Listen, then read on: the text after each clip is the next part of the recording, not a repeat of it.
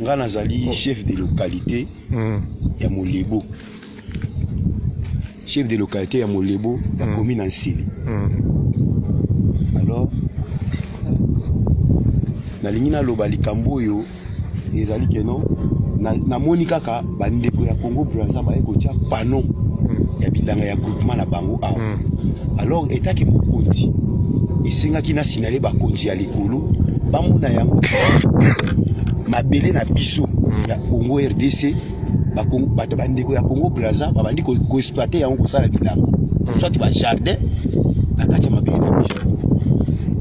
na yango na sengi na bakonzi batala likambo oyo batala likambo oyo bango moko batala pano bino bozali ba misu na bango boyaki awa oyebisa bango baluka solution ya likambo po likambo ezali sur likambo ya niveau na ngai ya localité te likambo ekomi likambo ya niveau na bango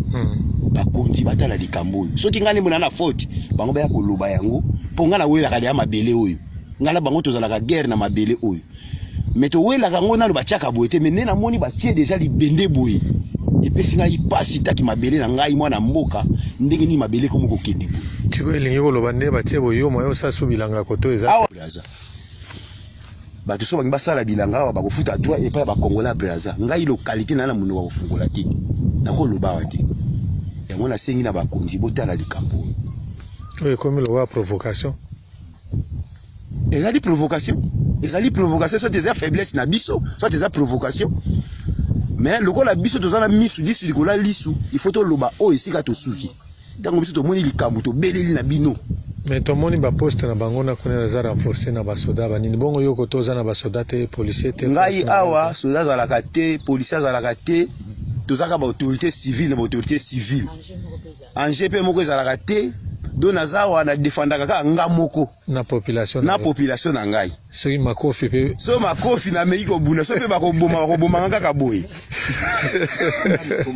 banda mikombo so ti lukunga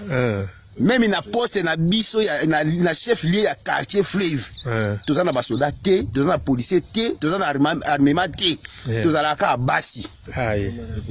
to comprenaka te so ki pesa ki boteka yango boyebisa biso ke noto longwa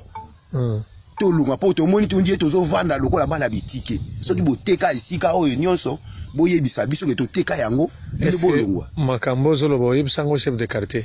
makambo quartier Fleuve makambo na zolo bana yebisa ngo chef de quartier de Fleuve pe to koma yango na mikanda ça va